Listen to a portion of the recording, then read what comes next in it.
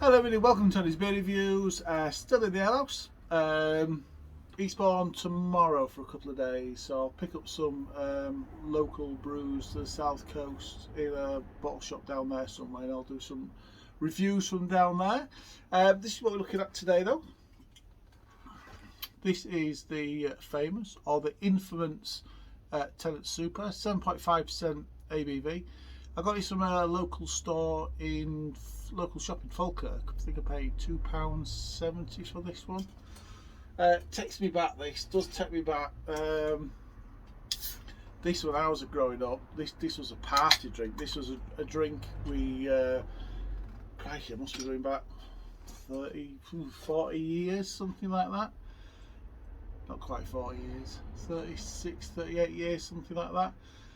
Yeah, we used to get this at parties, and you didn't have many of these, and you got pretty drunk. And to be fair, I think it's still the same today. I think people buy these just to relatively cheap way of getting drunk. That's what they're designed for. That's exactly what it's designed for. Tennents, I think, gets a bit of a bad rap in England, but I know they do loads of decent beers, and I've had some before. They do a barrel aged one, which I think is at 6% ABV. They do a nice Scotch ale, do an IPA. They do all sorts of good stuff now, but they get a bad rap because this is basically all we know Tennents for.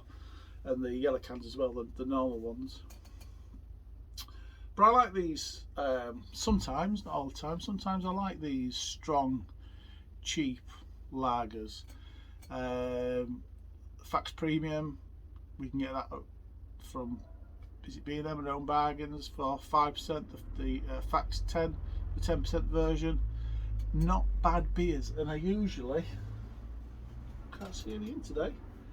But I usually have one of those in, because if you just want to sit down, sup on a lager that's quite strong, they're not that bad. They're not that bad. There can be, the 10% one can be a little bit harsh sometimes, but you know what? Just for sitting with friends and just supping on a pint of a lager, for me it just works.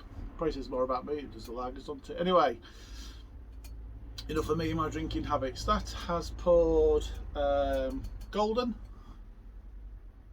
Nice. I think it has a one finger white head when I poured it, and there's not a lot, to be fair, there's not a lot of carbonation there for a lager. That has surprised me a little bit. Let's get the aroma, shall we?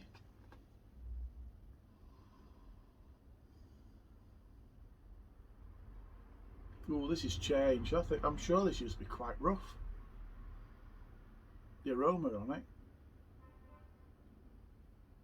Do you know what? All I'm getting from there is a little bit of sweet malt. Bit of sweet malt and nothing else.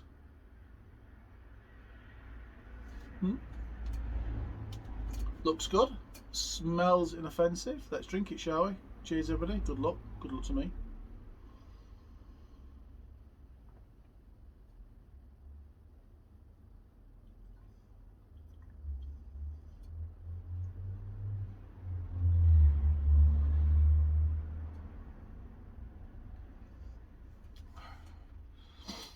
That's not as bad as I remember when I was a kid. My taste buds have obviously changed since my early drinking days, early partying days, because that doesn't taste too bad, for being honest.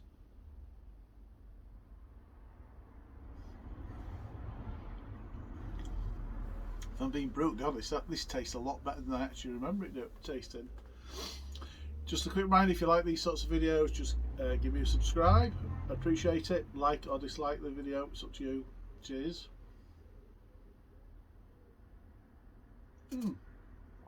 So flavour wise,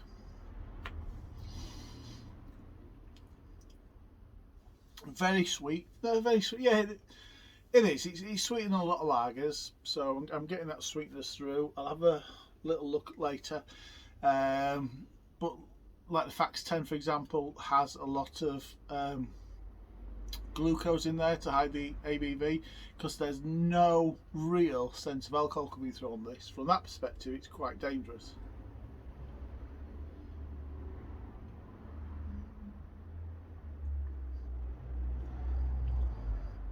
There's no harshness from the alcohol. There's no, I'm at the moment not getting any warming from the alcohol.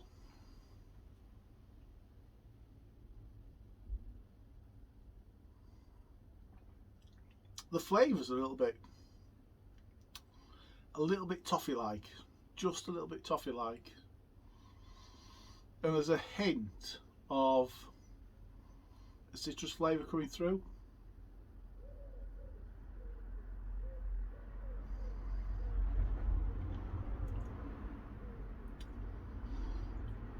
But just a hint.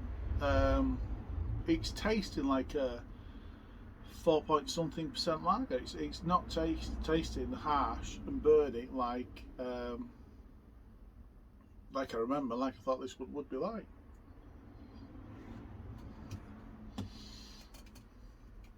Ingredients. No,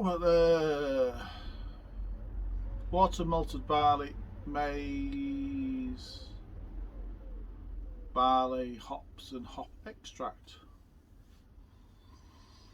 I thought it might have been using, like I said, some glucose syrup just to try and because that's what these lagers, strong lagers, tend to do. For an ABV, like I said, they just had some sweetness to it, and the ingredients here doesn't have anything like that.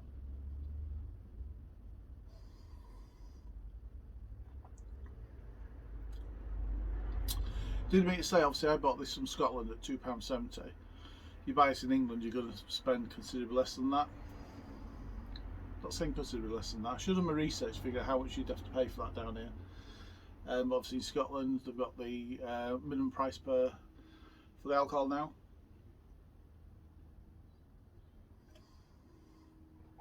I have to say that has surprised me.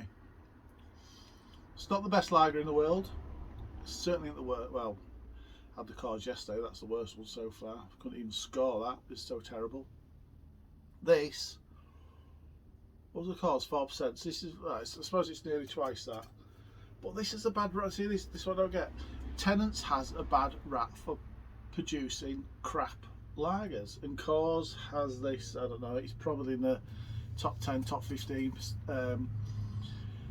lagers in the world, or certainly in America, I bet. And the difference between them is absolutely amazing. The Coors had zero flavour. Okay, it had a tiny little bit of